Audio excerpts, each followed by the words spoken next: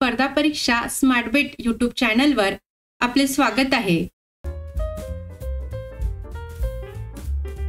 मैत्रिणींनो, आज आपण ICDS एक्झाम मध्ये जो उपयुक्त घटक आहे तो म्हणजे महिला व बालविकास योजना. या घटकावरील एकूण 20 महत्त्वपूर्ण प्रश्न अभ्यासणार आहोत. योजना या घटकावरील हा प्रश्नमालिकेचा भाग 1 आहे. भाग 2 पण तयार केला जाणार आहे. तर बघूया आजच्या या प्रश्नमालिकेमधील पहिला प्रश्न. प्रश्न पहिला, सुकन्या योजनेमध्ये कोणते लाभ मिळतात? उत्तर आहे, दारिद्र्य रेषेखालील कुटुंबात मुलीच्या जन्मानंतर 1 वर्षाच्या आत तिच्या नावे 21,200 रुपयाचा विमा शासनामार्फत मिळतो. म्हणजे एखादी दारिद्र्य रेषेखालील कुटुंबामध्ये मुलीचा जन्म झाला आणि तिच्या नावे जर सुकन्या योजना चालू केल्या गेली तिच्या घरच्या लोकांनी, तर तिला या योजनेअंतर्गत 21,200 रुपयाचा विमा शासनामार्फत मिळतो. प्रश्न दुसरा, सुकन्या योजना कधी सुरू करण्यात आली? उत्तर आहे, 1 जानेवारी 2014 रोजी सुकन्या योजना चालू करण्यात आली. प्रश्न तिसरा, माझी कन्या भाग्यश्री ही योजना कोणत्या उद्देशाने सुरू केली? उत्तर आहे, मुलींचा जन्मदर वाढवणे, मुलींच्या आरोग्याचा दर्जा उंचावणे आणि मुलींना शिक्षण देणे आणि मुलींच्या बालविवाहास प्रतिबंध करणे या उद्देशाने माझी कन्या भाग्यश्री ही योजना सुरू केल्या गेली. प्रश्न चौथा आहे, माझी कन्या भाग्यश्री या सुधारित योजनेमुळे खालीलपैकी कोणती योजना बंद करण्यात आली? उत्तर आहे, सावित्रीबाई फुले कन्या कल्याण पारितोषिक. इथे मैत्रिणींना कल्याण पाहिजे. सावित्रीबाई फुले कन्या कल्याण पारितोषिक ही योजना सुरू करण्यात आली किंवा माझी कन्या भाग्यश्री जेव्हा चालू केल्या गेली तेव्हा. प्रश्न पाचवा, माझी कन्या भाग्यश्री सुधारित योजनेची अंमलबजावणी ज्या कुटुंबाचे वार्षिक उत्पन्न रिकामी जागा आहे त्यांच्यासाठी आहे. उत्तर आहे, 7.5 लाख रुपये. ज्या कुटुंबाचे वार्षिक उत्पन्न एकूण 7.5 लाख रुपये आहे त्या कुटुंबातील मुलींसाठी माझी कन्या भाग्यश्री ही सुधारित योजना आहे. प्रश्न 6, गौरादेवी कन्याधन अनुदान योजना रिकामी जागा या राज्याची आहे. उत्तर आहे, उत्तराखंड. विविध योजना कोणत्या राज्यामधल्या आहे या संदर्भात सुद्धा 1 किंवा 2 प्रश्न विचारल्या जातात. त्यामुळे आपल्याला ज्या विविध राज्यांमध्ये काही महत्त्वपूर्ण योजना राबवल्या जातात त्याची माहिती असणे फार आवश्यक आहे. तर गौरादेवी कन्याधन योजना ही उत्तराखंड राज्यामधली आहे. त्यानंतर लाडली लक्ष्मी योजना कोणत्या राज्यातील आहे?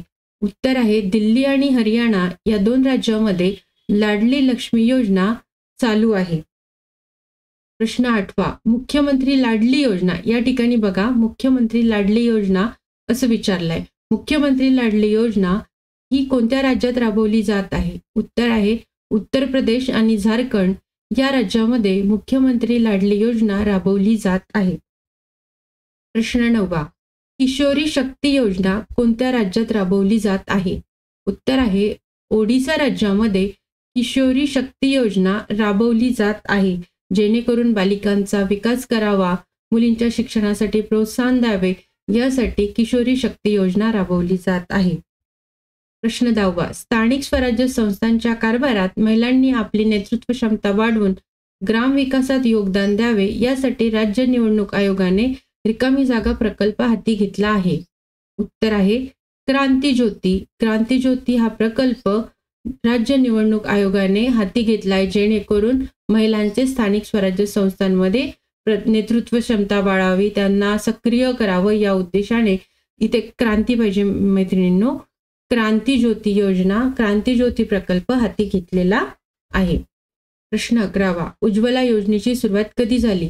उत्तर आहे, 1 डिसेंबर 2009 रोजी उज्ज्वला योजनेची सुरुवात झाली. प्रश्न 12, तेजस्विनी महाराष्ट्र ग्रामीण महिला सक्षमीकरण कार्यक्रम राबवण्याची जबाबदारी कोणाकडे सोपवली आहे? उत्तर आहे, महिला आर्थिक विकास महामंडळ यांच्याकडे तेजस्विनी महाराष्ट्र ग्रामीण महिला सक्षमीकरण कार्यक्रम राबवण्याची जबाबदारी सोपवल्या गेलेली आहे. प्रश्न 13, तेजस्विनी महाराष्ट्र ग्रामीण महिला सक्षमीकरण कार्यक्रम कधीपासून सुरू करण्यात आला? उत्तर आहे, 2007 पासून तेजस्विनी महाराष्ट्र ग्रामीण महिला सक्षमीकरण कार्यक्रम सुरू करण्यात आलेला आहे. प्रश्न 14वा, बालिका समृद्धी योजना कधी सुरू करण्यात आली? उत्तर आहे 15 ऑगस्ट 1997 पासून बालिका समृद्ध योजना सुरू करण्यात आलेली आहे. प्रश्न 15वा, रिकामी जागा ही संस्था स्वयंसहाय्यता गट, वित्तीय संस्था आणि शासकीय विभाग यांचा समन्वय राखते.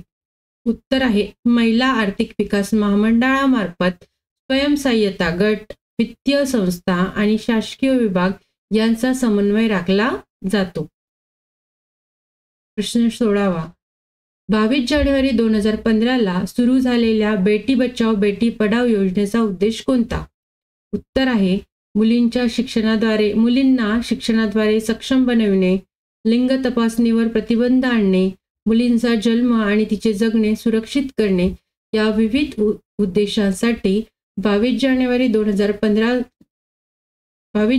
2015 पासून बेटी बचाओ बेटी पढाओ ही योजना राबवण्यात आलेली आहे. प्रश्न 17वा, 22 जानेवारी 2015 सुरू झालेल्या बेटी बचाओ बेटी पढाओ योजनेची सुरुवात कोणत्या राज्यात झाली? उत्तर आहे हरियाणा येथील पानिपत या ठिकाणी 22 जानेवारी 2015 पासून बेटी बचाओ बेटी पढाओ ही योजना सुरू करण्यात आली आणि या योजनेच्या ब्रँड अँबॅसिडर माधुरी दीक्षित आहेत.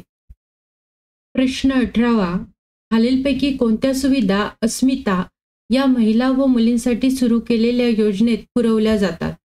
उत्तर आहे सॅनिटरी नॅपकिन व समुपदेशन. या योजनेअंतर्गत किशोरवयीन मुलींना सॅनिटरी नॅपकिन अतिशय कमी किमतीमध्ये दिल्या जातात. याशिवाय महिलांना आणि किशोरवयीन मुलींना योग्य समुपदेशन करण्याची सोय अस्मिता योजनेअंतर्गत करण्यात आलेली आहे. प्रश्न 19वा, कोणत्या अभियानामार्फत ग्रामीण भागातील किशोरवयीन मुलींना केवळ 5 रुपयात सॅनिटरी नॅपकिन देण्याची योजना राबवण्यात आली? उत्तर आहे उमेद अभियानाअंतर्गत आणि अस्मिता योजनेअंतर्गत ग्रामीण भागातील किशोरवयीन मुलींना केवळ 5 रुपयात सॅनिटरी नॅपकिन दिल्या जातात. हा प्रश्न बऱ्याच मागील एक्झाममध्ये सातत्याने विचारला गेलेला आहे. त्यामुळे येणाऱ्या ICDS एक्झामसाठी हा प्रश्न अतिशय उपयुक्त आहे. प्रश्न 20वा, कार्यालयात काम करणाऱ्या व प्रवास करणाऱ्या महिलांना स्तनपानाच्या सोयीसाठी महाराष्ट्र शासनाने कोणत्या कक्षाची स्थापना केली? उत्तर आहे हिरकणी कक्ष. हिरकणी कक्षाची स्थापना महाराष्ट्र शासनाने केलेली आहे. आपण जर डेपोमध्ये गेलात तर आपल्याला हिरकणी कक्ष दिसून येतो. या हिरकणी कक्षामध्ये बसून महिला आपल्या बालकाला योग्य प्रकारे स्तनपान करू शकतात. महिलांच्या सुरक्षेसाठी अशा प्रकारे हिरकणी कक्षाची स्थापना महाराष्ट्र शासनाद्वारे केलेली आहे. या ठिकाणी या प्रश्नमालिकेतील आपले 20 प्रश्न या ठिकाणी संपलेले आहेत.